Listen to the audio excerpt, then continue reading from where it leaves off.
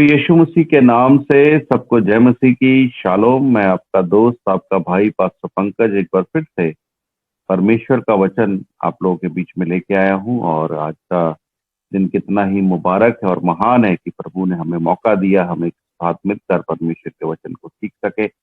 और आज वेडनेसडे है और हमारे बीच में सिस्टर वनीता चोपड़ा ऑस्ट्रेलिया से जुड़ चुके हैं। और मैं चाहूंगा कि बाकी का समय वो ले और परमेश्वर के वचन को हमें बांटे। और जबकि आप इस वचन को serving people in need of fellowship YouTube channel पर सुन रहे हैं, तो मेरी आपसे प्रार्थना है कि अभी तक अगर आपने इस चैनल को सब्सक्राइब नहीं किया तो कृपया करके कर दे। साथ ही बेल बटन है उसको भी दबा दें, ताकि जब भी परमेश्वर का वचन इस पे अपलोड होता है तो आपको इजीली मिल जाए, अवेलेबल हो जाए और आप इसको सुने और दूसरों को भी जरूर शेयर करना ना भूलें। तो हम लोग सिस्टर वनीता को बाकी का समय देंगे, हम उनका स्वागत करते हैं। प्रेज द लॉर्ड, सबको जय मसीह की। तो आइए हम आज के वचन में चलते हैं। तो आज का वचन जो है, आज के वचन का टॉपिक है कि परमेश्वर पे भरोसा रखना और परमेश्वर को देना, गिविंग एंड ट्रस्टिंग गॉड। तो आइए हम एक स्टोरी को पढ़ेंगे बाइबल में से। ब्रदर रोहित, अगर आप फर्स्ट किंग्स चैप्टर 17 बाइबल में से खोल सकते हैं तो पहला राजा उसका अध्याय 17 को हम पढ़ेंगे।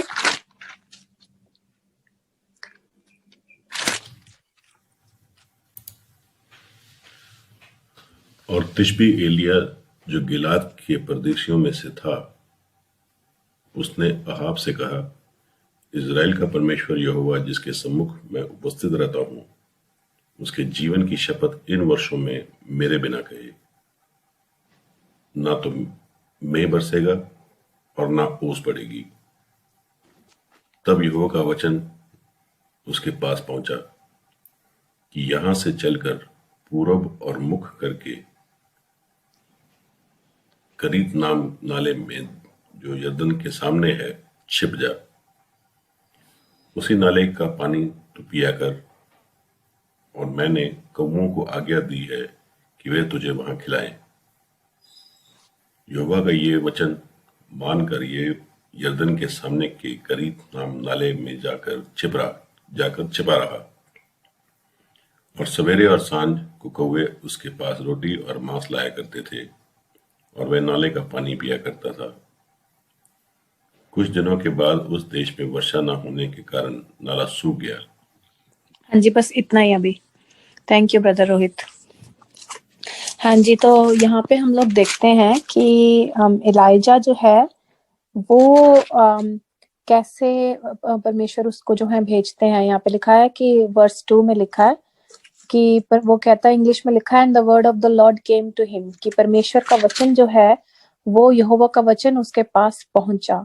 और हम यहाँ देखते हैं कि कैसे वो एलाइजा जो है वो परमेश्वर के वचन को मानते हुए जैसा परमेश्वर कह रहे हैं वो वैसा ही करता है। एग्जैक्टली वर्स 4 में जैसे भी ब्रदर रोहित ने पढ़ा कि इसमें लिखा है कि उसने उसी नाले का पानी तू पिया कर, और मैंने कौमों को आज्ञा दी कि वे तुझे वहां खिलाएंगे। तो जहां पे भी उसको यहोवा परमेश्वर कह रहे हैं जाने के लिए, वो बिना कोई क्वेश्चन करे पूरी ओबीडियंस में उनकी आज्ञा को मानता है। और परमेश्वर कह रहे हैं कि तू मेरी आज्ञा को मानेगा तो मैं तुझे प्रोवाइड करूंगा, खाना मैं तुझे प्रोवाइड करूंगा, है ना। तो परमेश्वर का प्रोविजन हम यहाँ पे देख रहे हैं कि कैसे परमेश्वर ने अगर हम परमेश्वर को की आज्ञाओं में चलते हैं, है ना, जो परमेश्वर कहता है वो करते हैं, तो परमेश्वर अपने आप हमको प्रोवाइड करता है। जो भी हमारी नीड्स हैं वो हमें प्रोवाइड करता है। यहाँ पे वर्स 5 में देखो लिखा है, यहोवा का यह वचन मान कर वह यरदन के पूर्व में करित नामक नाले में जाकर छिपा रहा। यहोवा का वचन मानकर, ये की इसमें बात है कि यहोवा का वचन मानकर, तो उसने बिना क्वेश्चन किए कि मैं क्यों जाऊं यहाँ पे या कैसे क्या होएगा। तो वो परमेश्वर का एक प्रॉफिट था, जो एलाइजा था वो परमेश्वर का एक नबी था।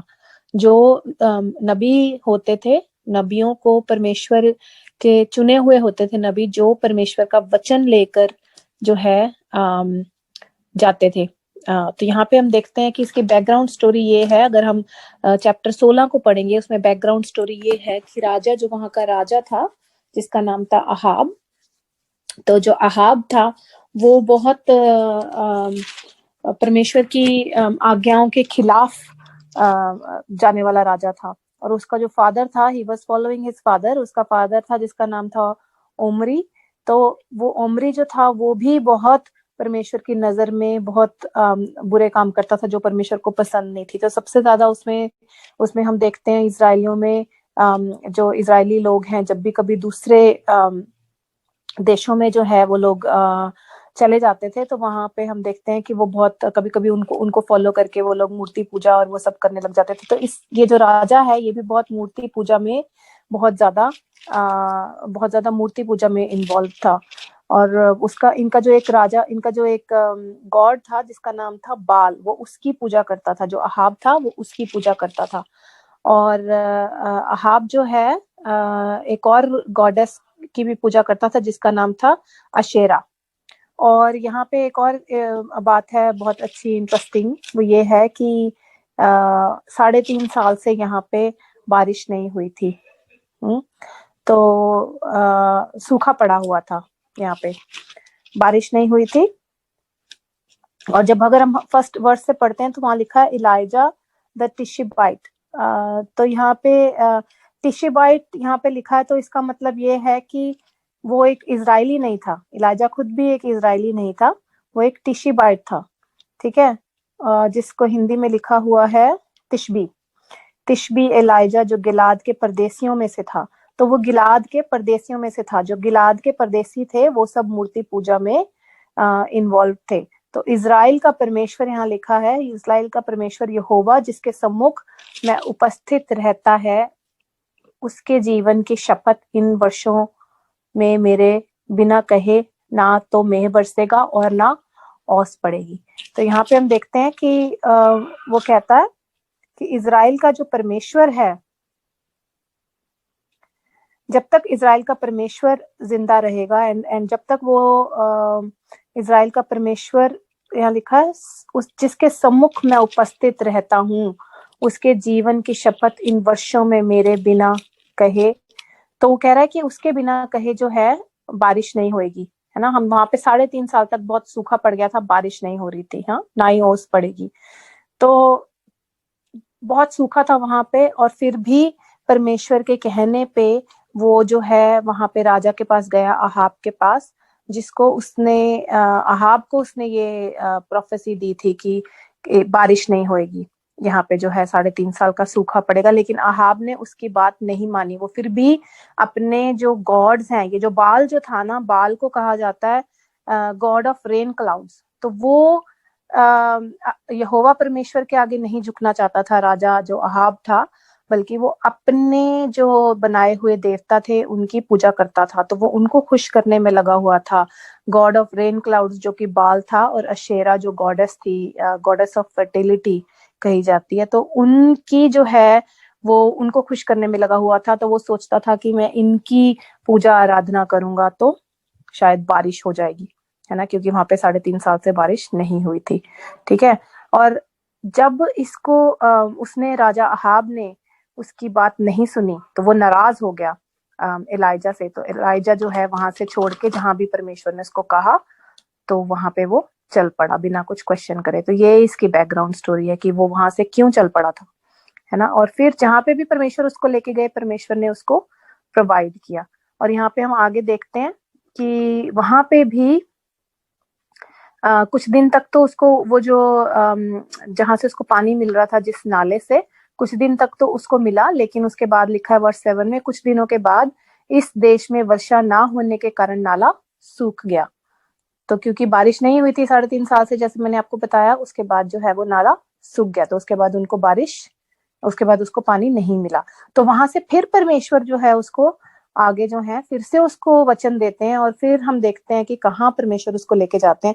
तो ब्रदर अगर आप 8 से लेकर 16 तक पढ़ देंगे, वर्ष 8 से 16 तक हम पढ़ेंगे।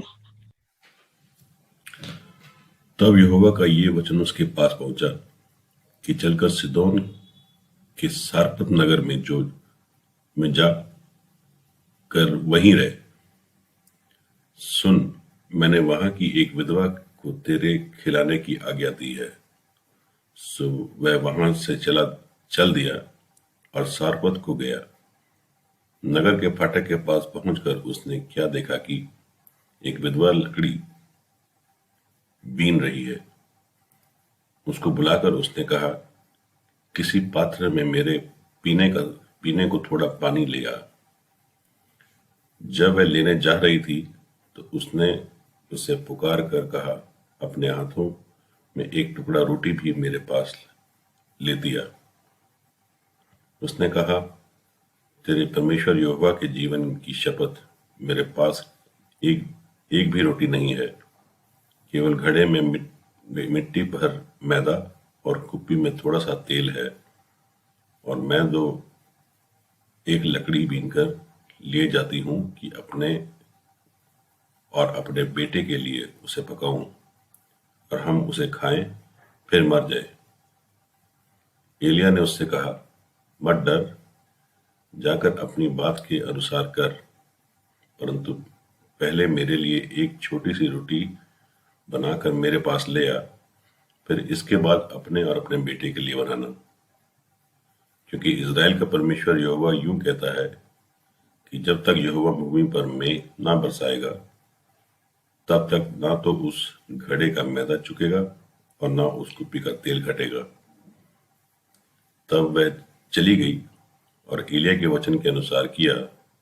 तब से वह और स्त्री और उसका घराना बहुत दिन तक खाते रहे, यहोवा के इस वचन के अनुसार जो उसने एलिय्याह के द्वारा कहा था। ना तो उस घड़े का मैदा चुका और ना उस कुप्पी का तेल घट गया। हाँ जी, थैंक यू ब्रदर रोहित। तो हम यहाँ देखते हैं कि आगे यहोवा उसको कहाँ पे लेके जाते हैं, कि वो उसको लेके जाते हैं सिदोन के सरपत नगर में। तो वहां पे जो है, ये जो नगर होता है, यहाँ पे परमेश्वर ने उसको प्रोवाइड करने के लिए, जैसे मैंने पहले भी मेंशन किया कि परमेश्वर ने कहा कि तू जा, जहां भी मैं तुझे कहता हूँ मैं तुझे प्रोवाइड करूंगा, है ना। पहले परमेश्वर ने कौओं को नियुक्त किया था प्रोवाइड करने के लिए, जो हमने वर्ष 4 में पढ़ा था कि परमेश्वर ने कहा, मैंने कौओं को आज्ञा दी है कि वो तेरे लिए खाना लेकर आएंगे। तो वो भी एक बहुत बड़ा मिरेकल था जो उसके लिए खाना लेकर आए थे। तो और उसके बाद इन्होंने परमेश्वर ने यहाँ पे इस नगर में, सारपत नगर में, परमेश्वर ने एक ये जो विधवा स्त्री है, इसको परमेश्वर ने नियुक्त किया था प्रोवाइड करने के लिए इलाइजा को। तो हम यहाँ पे देखते हैं कि इस सिचुएशन, यहाँ पे एक जो सिचुएशन है काफी मतलब बहुत सूखा पड़ा हुआ था, बारिश नहीं हुई थी इतनी देर से, और ये जो विधवा थी ये भी बहुत बुरी सिचुएशन में थी, है ना। यहाँ पे स्टोरी में हम ये जानते हैं कि वो जो है वो कह रही होती है कि मैं ये जो लकड़ियां हैं ये इकट्ठी कर रही हूँ, उसके बाद मैं खाना बनाऊंगी। वो इलाजा को कहती है और मैं खुद भी खाऊंगी और अपने बेटे को भी दूंगी और हम ये खा के मर जाएंगे। और इलाइजा उसको कहता है कि नहीं, ये खाना जो है, जो भी थोड़ा सा है, ये तू पहले मुझे खाना खिला।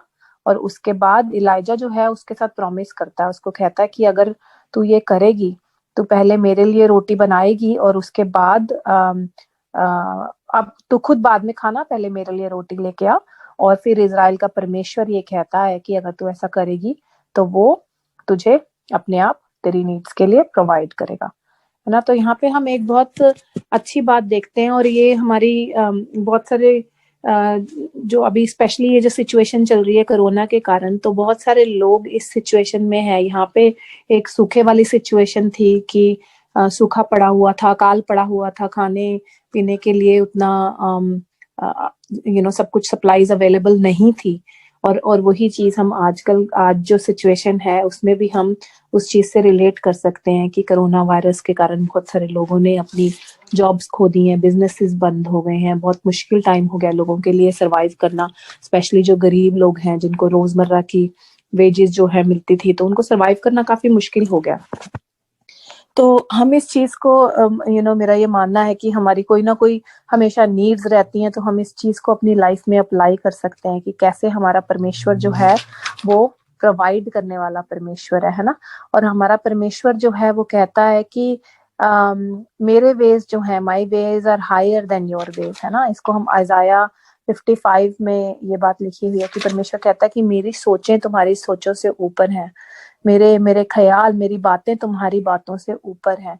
तो उसके प्रोवाइड करने के वेज बहुत निराले हैं, लेकिन उसके लिए हमें परमेश्वर में अपना भरोसा जो है सिर्फ और सिर्फ परमेश्वर पर होना चाहिए, जैसे इस औरत ने किया। इस औरत को जो परमेश्वर का नबी है, परमेश्वर का दास आके कहता है कि देखो इजराइल का परमेश्वर यूं कहता है, वर्ष 14 में पढ़ रही हूँ, यूं कहता है कि जब तक यहोवा भूमि पर में ना बरसाएगा तब तक ना तो उसके घड़े का मैदा समाप्त होगा और ना उस कुप्पी का तेल घटेगा। तो कह रहा है कि मी तो अभी पता नहीं कब आएगा, मी कब बरसेगा, लेकिन इतना जरूर परमेश्वर तेरे को प्रॉमिस दे रहा है मेरे थ्रू कि तेरे घर से जो है ये जो लिखा है, इस घड़े का मैदा ना समाप्त होगा और ना कुप्पी का तेल घटेगा, कि ना तेरे घर से आटा मैदा खत्म होगा और ना ही तेल खत्म होगा। परमेश्वर तुझसे ये वादा कर रहा है। तो यहाँ पे एक और बहुत इंटरेस्टिंग बात है कि हम अभी तक बात कर रहे थे ये जो परमेश्वर का नबी है उसके लिए प्रोविजन की, कि कैसे गॉड ने उसके लिए प्रोवाइड किया, है ना। और उसको प्रोवाइड करने के साथ साथ गॉड ने उसी की सिचुएशन में, है ना, उसकी सिचुएशन में जहां परमेश्वर उसको प्रोवाइड कर रहे हैं, और उसको प्रोवाइड करने के प्रोसेस में परमेश्वर ने उसकी सिचुएशन को यूज करके इस औरत की जो नीड्स थी उसको भी प्रोवाइड किया, है ना। कभी कभी हमारी लाइफ में जो सिचुएशन चल रही होती है, हम कहते हैं कि क्यों हमारी लाइफ में ऐसी सिचुएशन चल रही है, या ये मुसीबत, ये ट्रायल, ये क्यों हमारी लाइफ में आई है ना। लेकिन जो हमारी लाइफ में जो ट्रायल्स, जो मुसीबतें जो चल रही होती हैं, वो परमेश्वर के लिए वो एक टूल है ना।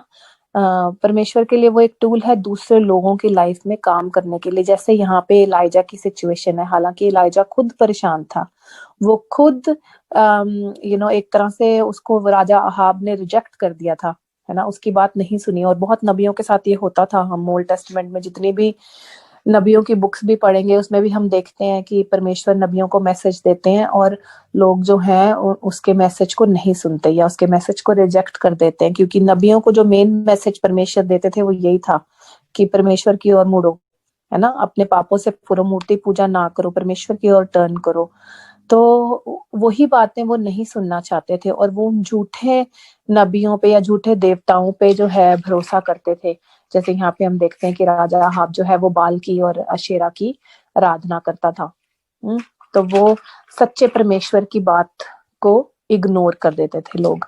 तो यही बात हम यहाँ पे देखते हैं कि जब हमारी लाइफ में ऐसी कोई सिचुएशन आती है ना, तो क्या हम परमेश्वर के वचनों पे, क्या हमारा जो आज का टॉपिक है वो है परमेश्वर पे भरोसा करना, क्या हम परमेश्वर पे भरोसा करते हैं उस टाइम, या हम अपने और रिसोर्सेज पे, वर्ल्डली रिसोर्सेज या इकोनॉमी पे, है ना, या फिर अपनी जॉब, अपनी इनकम पे, उन चीजों पे भरोसा करते हैं हम कि वहां से हमारे को जो प्रोविजन है हमारा वहां से आएगा, कि हम परमेश्वर के ऊपर भरोसा करते हैं कि वो हमारा प्रोवाइड करने वाला, वो हमारा यहोवा जायरा आर प्रोवाइडर, यहोवा यरी हमारा देने वाला परमेश्वर, है ना। तो वो मुहैया कराएगा, जैसा लिखा है बाइबल में हिंदी में कि वो मुहैया कराने वाला परमेश्वर है, कि हम उस पे विश्वास रखते हैं। और कभी कभी क्या, बहुत बार हम नहीं करते।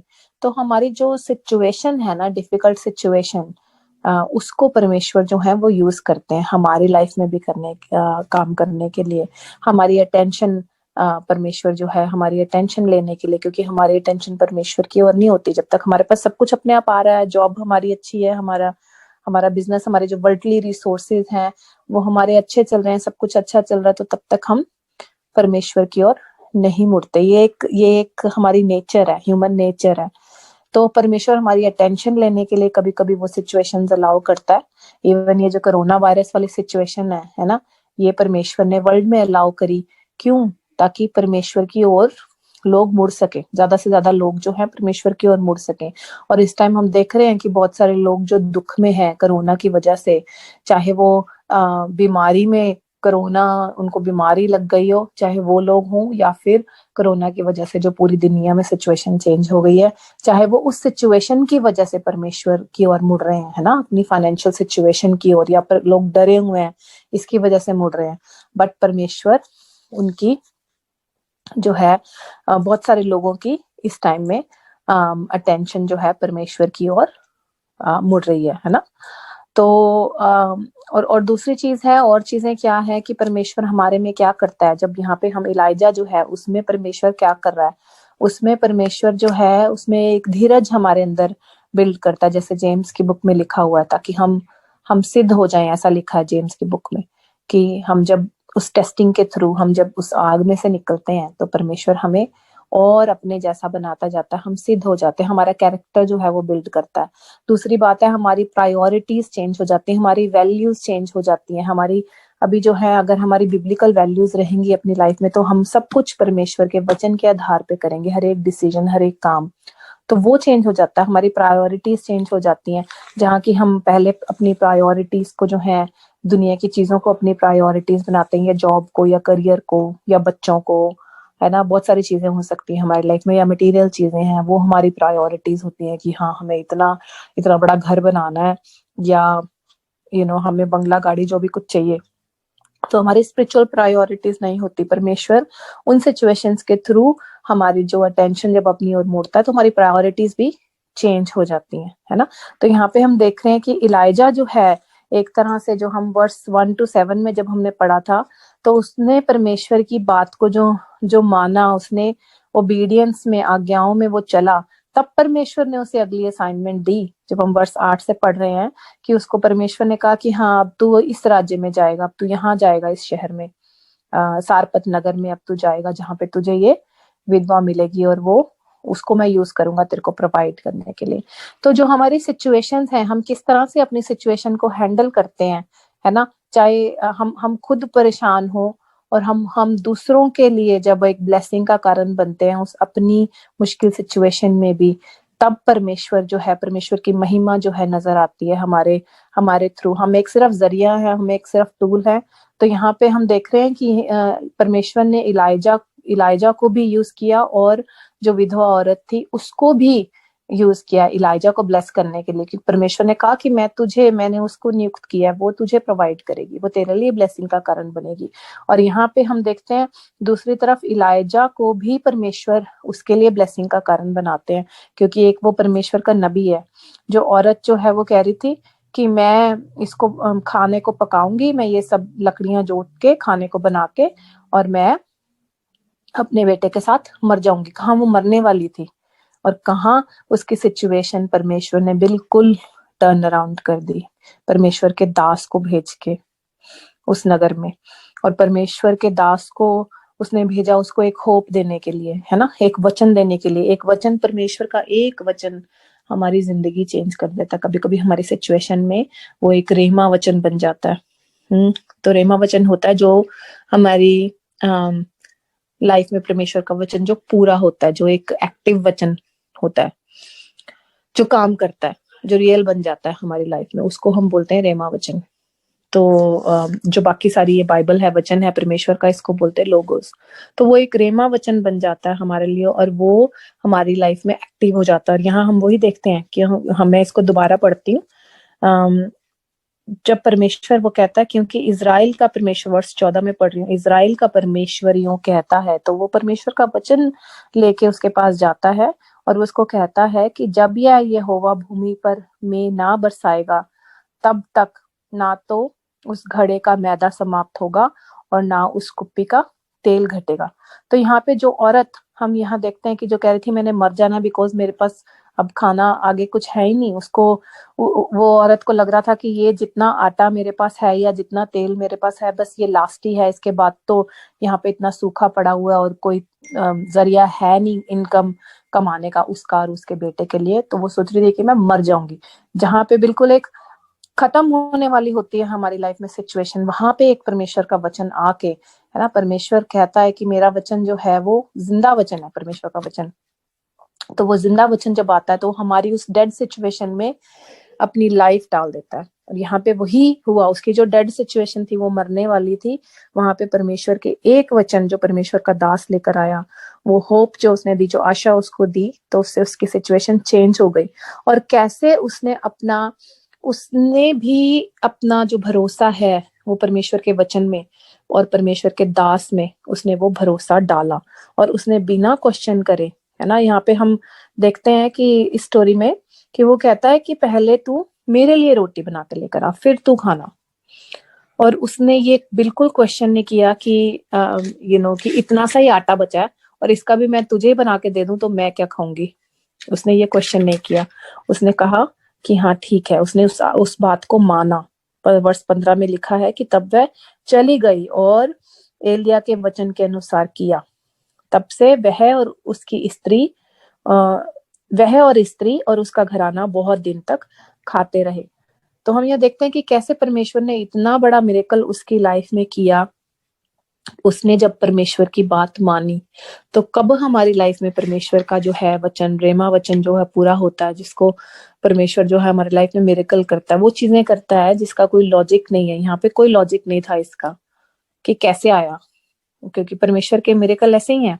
जब परमेश्वर हमारी लाइफ में मिरेकल करता है, मिरेकल कहते किसको है, मिरेकल वर्ड जो है, मिरेकल कहते ही उसको है कि जिस बात का कोई लॉजिक ना हो, जिसकी कोई सेंस नहीं बनती हो। तो यहाँ पे इसकी कोई सेंस नहीं बनती थी कि कैसे परमेश्वर ने उसके जो घड़े जो थे, जो उसका आटे का जो घड़ा था और जो उसकी तेल की कुप्पी थी, उसको कैसे वो खत्म ही नहीं होएगा, कहाँ से आ रहा है वो। तो हम एक फिजिकल सेंस में, एक अपने माइंड से, जो एक हमारा लॉजिकल माइंड है, हम इस चीज को कॉम्प्रिहेंड नहीं कर सकते कि कहाँ से आ रहा है वो आटा, कहाँ से आ रहा है और वो तेल कहाँ से आ रहा है।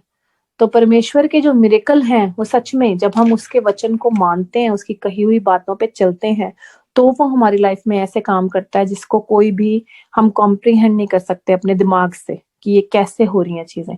वैसे काम हमारी लाइफ में करता है, लेकिन उसके लिए हमें परमेश्वर पे भरोसा रखना बहुत जरूरी है। और दूसरी बात है जो इसमें था, जो मैंने मेंशन करी स्टार्टिंग में, आज का टॉपिक था भरोसा रखना और गिविंग, देना परमेश्वर को।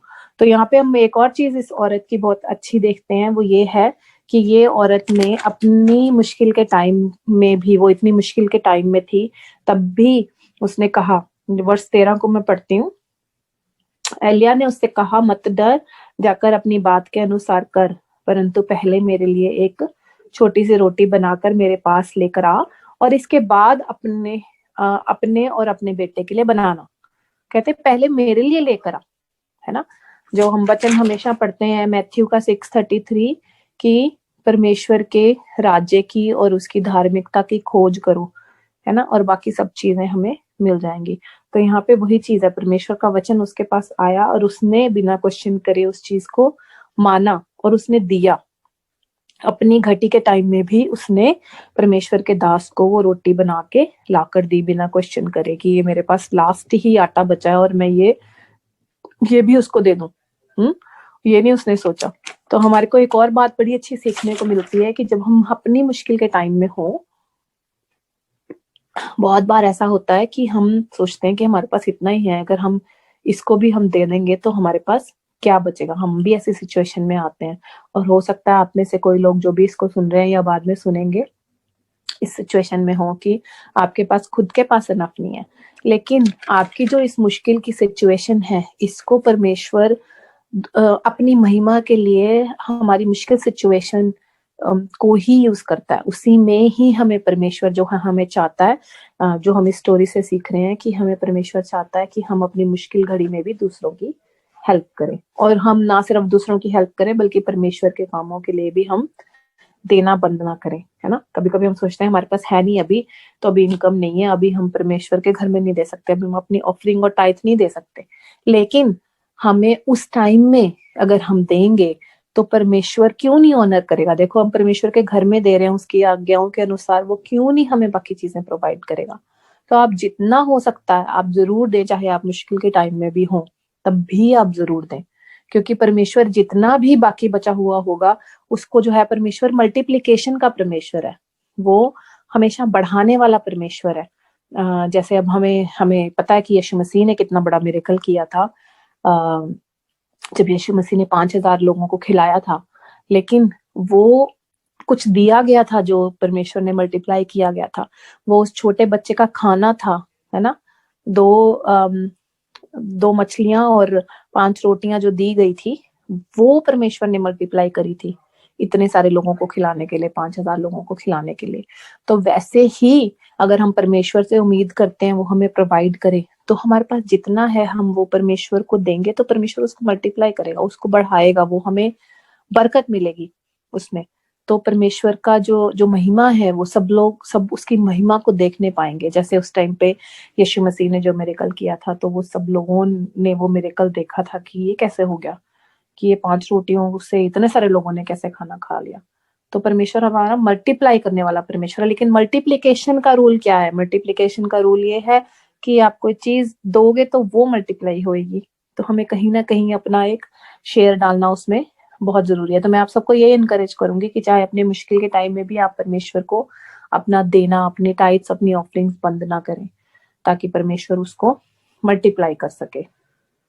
और ना सिर्फ उसको बल्कि दूसरों को देना, दूसरों की हेल्प। अपनी मुश्किल के टाइम में भी अगर हम दूसरों की मदद करेंगे तो परमेश्वर जो है उससे बहुत खुश होता है। जैसे हमें इस यहाँ देख रहे हैं, जो परमेश्वर का दास था इलाइजा, वो अपनी खुद मुश्किल के टाइम में था, उसके पास खुद खाने के लिए कुछ नहीं था, लेकिन वो परमेश्वर पे भरोसा करके बैठा हुआ था और परमेश्वर की आज्ञाओं में चलने वाला परमेश्वर था। परमेश्वर ने उसको कहा कि तूने इस विधवा स्त्री को जाके ब्लेस करना है, तो उसने किया, है ना। वैसे ही चाहे हम खुद मुश्किल में हो तो परमेश्वर की आज्ञा मानकर, है ना, हम जाकर दूसरे लोगों के लिए प्रार्थना करेंगे अपने मुश्किल टाइम में भी, चाहे हम खुद बीमार हो, और परमेश्वर उनको चंगा करेगा। हमें तो वो अपने आप ही करेगा, और श्योर है वो करेगा हमें।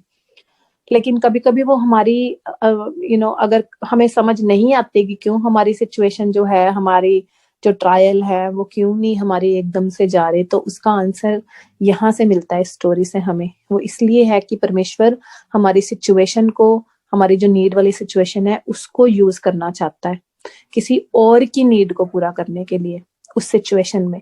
बिकॉज उस टाइम हम परमेश्वर के सबसे ज्यादा नजदीक होते हैं, तो उस टाइम हम परमेश्वर की आवाज को सुन सकते हैं बहुत क्लियरली, क्योंकि बाकी टाइम हम डिस्ट्रैक्ट हो जाते हैं, अपनी अपनी चीजों में इतना बिजी हो जाते हैं, है ना। मैं आपको अपनी सिचुएशन से एग्जांपल देती हूँ। मेरे हस्बैंड जो आते भी हैं कई बार शेयर करने, हितेश, तो वो जो है अभी 6 मंथ से हम बिजनेस था उनका पहले, जो कि अब नहीं बिजनेस चल रहा, लेकिन समहाउ परमेश्वर ने वो अलाउ किया कि उनको उस बिजनेस से निकाल के अपने कामों को यूज करने के लिए, क्योंकि जब तक वो बिजनेस में बिजी थे तब तक उनकी अटेंशन जो है वो वहीं थी।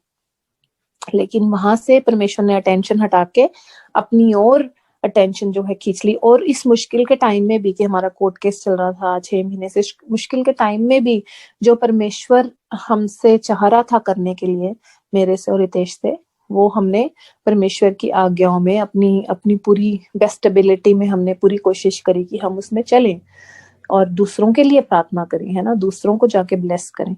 तो उसमें हमारी ब्लेसिंग्स है।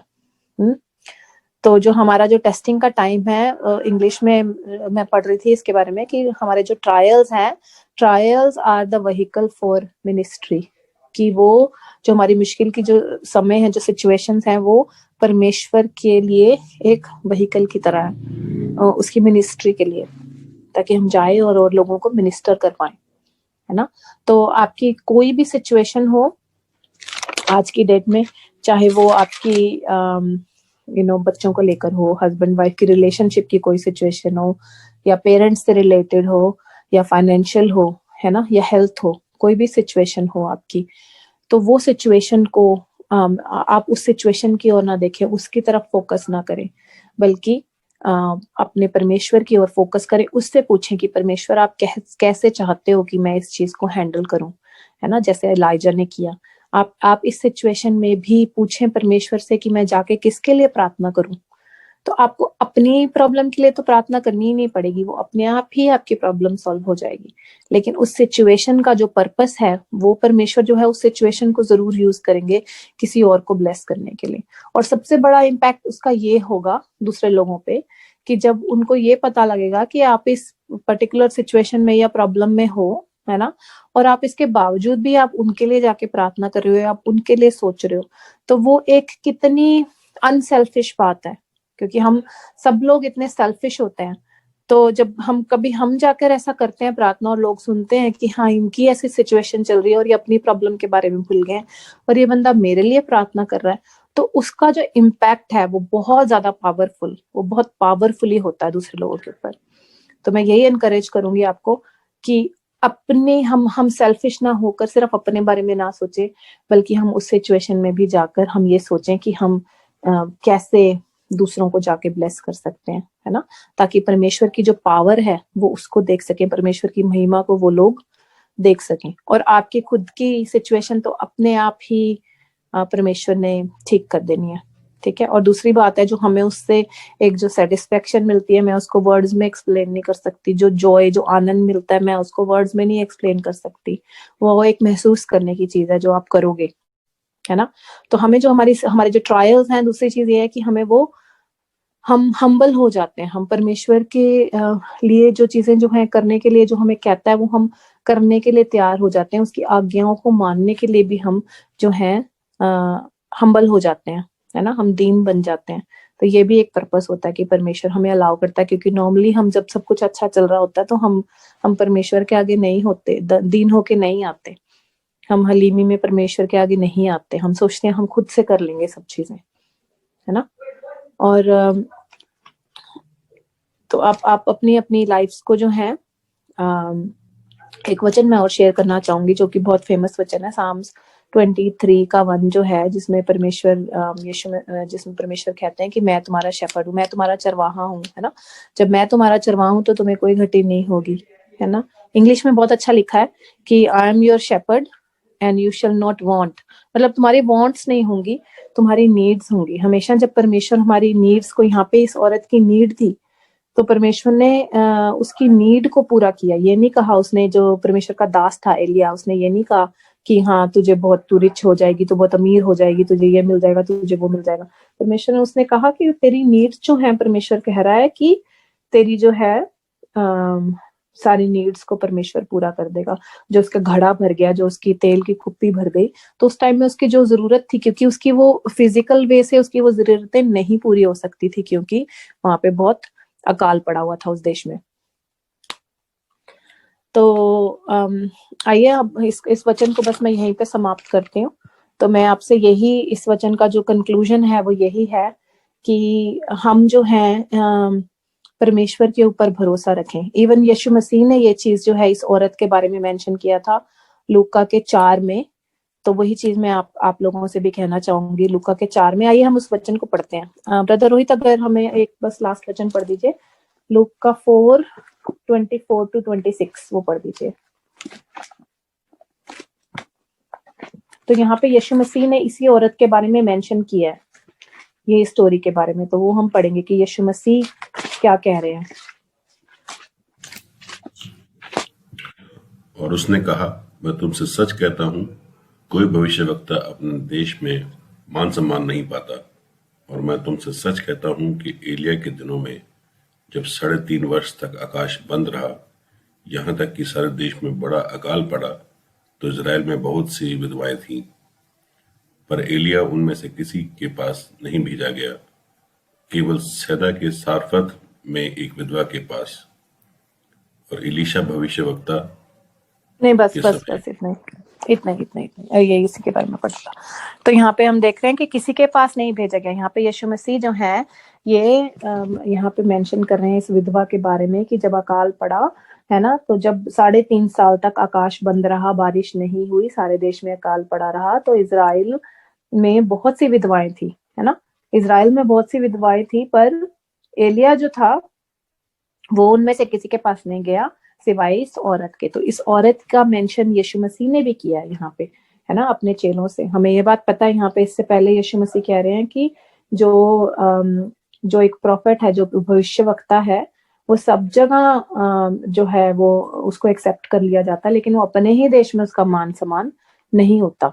तो वो यहाँ पे एग्जाम्पल दे रहा है कि अगर हम इस स्टोरी से रिलेट करें उसको, कि जो राजा अहाब था उसने अपने जो है क्या कहते हैं प्रॉफिट को, इलाइजा को, एलिया को नहीं एक्सेप्ट किया, लेकिन जो अपना विश्वास जो है वो यहाँ पे यीशु मसीह की अगर हम बात को लें तो वो ये कहने की कोशिश कर रहे हैं कि तुम इस औरत की तरह अपना विश्वास बनाओ। तो हमारे लिए, सबके लिए भी यही मैसेज है इस वर्ड में से कि हमारा विश्वास जो है इस औरत की तरह हो, राजा अहाब की तरह ना हो, या उन इजराइलियों की तरह ना हो जिन्होंने यीशु मसीह को मसाया स्वीकार नहीं किया। या यीशु मसीह कह रहा है मुझे उन्होंने स्वीकार नहीं किया, मेरे अपने लोगों ने। और वहां पे राजा अहाब था जिसने इस नबी को स्वीकार नहीं किया, अपने ही नबी को, है ना। तो विश्वास जो है हमारा परमेश्वर में इस औरत की तरह हो, जिसने जो जैसा परमेश्वर के नबी ने कहा उसने वो बात मानी, और उसने वो बात की, है ना। और उसके बाद उसका नतीजा क्या होता है हम सबको पता है कि परमेश्वर ने कैसे उसके लिए इतना बड़ा मिरेकल किया, परमेश्वर ने उसको प्रोवाइड किया, है ना। परमेश्वर ने कैसे इतना बड़ा मिरेकल करके उसका जो घड़ा है, उसकी जो कूपियां है वो हमेशा भरे रही। ये ब्लेसिंग उसने परमेश्वर ने इलाइजा के थ्रू उस औरत को दी, है ना, ताकि वो मरे नहीं, वो जी सके। और वैसे ही हम जब परमेश्वर पे भरोसा करते हैं, हमारी कोई भी सिचुएशन, डेड सिचुएशन हो, परमेश्वर उसमें अपनी जान डाल देता है, अपनी जिंदगी डाल देता है। तो हमारा भरोसा हमारे सब सर्कमस्टांसेस में, कैसे भी सर्कमस्टांसेस आपकी लाइफ में चल रहे हो, तो अपना भरोसा जो है वो सिर्फ और सिर्फ परमेश्वर पे रखो, उसके वचनों पे, है ना। यहाँ पे एक वचन आया उस औरत के पास और उसकी जिंदगी बदल गई। और हमारे को तो पता नहीं कितने प्रोमिसेस इस परमेश्वर ने अपने वचन में हमें दिए हुए हैं, जिन पे वो कहता है स्टैंड ऑन माई प्रेमिसेस, मेरे प्रोमिसेस पे, मेरे जो वादे हैं उन पे खड़े रहो। उन पे खड़े रहोगे तो तुम डिगोगे नहीं, है ना। वो हमारी चट्टान है, इसीलिए क्योंकि वो एक चट्टान है जिस पे अगर हम खड़े होते हैं, यीशु मसीह हमारी चट्टान है और उसके प्रोमिसेस, उसके वादे, जो हम उस पे खड़े रहेंगे तो हम कभी डिगेंगे नहीं। तो यही आप सबके लिए एनकरेजमेंट है आज की। तो ये वचन जो है, आइए हम प्रार्थना के साथ इसको फिनिश करते हैं। Thank you Lord. पिता परमेश्वर प्रभु जी, हम आपका बहुत बहुत धन्यवाद करते हैं परमेश्वर खुदावन प्रभु, आज के वचन के लिए परमेश्वर जो आपने दिया, आज के एनकरेजमेंट परमेश्वर, ना सिर्फ प्रभु आप अपने मेरे भाई बहनों के लिए परमेश्वर, अपने बेटे बेटियों के लिए आपने दी परमेश्वर प्रभु, लेकिन वो वचन जो है पहले आप मुझसे बात करते हैं, मुझे एनकरेज करते हैं प्रभु। मैं आपका धन्यवाद करती हूँ और उसी एनकरेजमेंट में से परमेश्वर प्रभु मैं इनको दे सकती हूँ, जो भी कुछ परमेश्वर आप देते हैं परमेश्वर अपने दासों को परमेश्वर, वही आगे हम जाके बांट सकते हैं परमेश्वर आपके लोगों में। प्रभु जी हम आपका धन्यवाद करते हैं परमेश्वर, सचमुच आप मल्टीप्लिकेशन के परमेश्वर है। इवन अपने वचन में परमेश्वर आप मल्टीप्लिकेशन के परमेश्वर हैं परमेश्वर जी, की हम थोड़ा सा वचन प्रभु जी जो आप हमें देते हैं और हम उसको बांटते हैं तो आप उसको भी मल्टीप्लाई करते हैं, हमारे लिए ब्लेसिंग बनाते हैं परमेश्वर प्रभु जी। प्रभु मैं आपकी इनकी सबकी नीड्स प्रभु जी, आपके बेटे और बेटियों की आपके सामने लेके आती हूँ परमेश्वर, कि इनकी जो भी कोई नीड्स हैं परमेश्वर, इनको सिखाइए प्रभु कि ये आप पे भरोसा करना सीख सके, इस विधवा औरत की तरह जिसकी लाइफ से हमने सीखा कि उसने आप में अपना भरोसा डाला तो आपने उसके लिए मिरेकल किया। और सच में परमेश्वर जब हम अपना भरोसा सिर्फ और सिर्फ आप में डालते हैं तो आप हमारे जीवन में बड़े बड़े काम करते हैं, आप हमारे जीवन में बड़े बड़े मिरेकल करते हैं। और दूसरी बात परमेश्वर प्रभु मैं आपसे मांगती हूँ, जैसे आज के वचन से हमने सीखा कि हम अपने मुश्किल के टाइम में कैसे हम दूसरों के लिए ब्लेसिंग बन सकते हैं, कैसे आप हमारी सिचुएशन को यूज करते हैं दूसरों के लिए ब्लेसिंग बनाने के लिए प्रभु जी। प्रभु अपने बेटे बेटियों की जो भी सिचुएशन चल रही है परमेश्वर प्रभु, इनको स्ट्रेंथ दीजिए, इनको हेल्प करिए कि प्रभु ये समझ सके प्रभु आपके प्लान्स को, क्योंकि आपकी सोचें हमारी सोचों से ऊपर है। हम कभी कभी नहीं समझते कि हमारी प्रेयर्स क्यों नहीं सीधे सीधे आंसर क्यों नहीं हो रही, अभी आंसर क्यों नहीं हो रही प्रभु जी। हमारी सिचुएशन को परमेश्वर आप जैसे चाहते हैं आप वैसे यूज करिए परमेश्वर, हम आपके आगे सरेंडर करते हैं अपनी सिचुएशन को, अपने मन को प्रभु, हमारे मनों को तैयार करिए कि हम क्वेश्चन ना करें, इस औरत की तरह हम क्वेश्चन ना करें, हम इलाइजा की तरह क्वेश्चन ना करें, बल्कि हम ये कहें परमेश्वर आप जो करना चाहते हैं करिए, चाहे हमारी मुश्किल सिचुएशन के थ्रू भी जो आप करना चाहते हैं वो आप करिए परमेश्वर। तो मैं आपसे मांगती हूँ परमेश्वर कि आप ब्लेस करिए एक एक को, उनकी जो भी सिचुएशन है उसमें आप उनको स्ट्रेंथन करिए, आप उनका बल बनिए परमेश्वर, आप उनको एक नया मस्सा दीजिए परमेश्वर, इस वचन के थ्रू एक नई आशा दीजिए कि आप उनके साथ हैं परमेश्वर, आप हमेशा हमारे साथ हैं प्रभु जी। हम आपका धन्यवाद करते हैं प्रभु इस बात के लिए। Thank you Lord. सब कुछ अपने प्यारे यीशु मसीह के नाम में मांगते हैं, आमीन।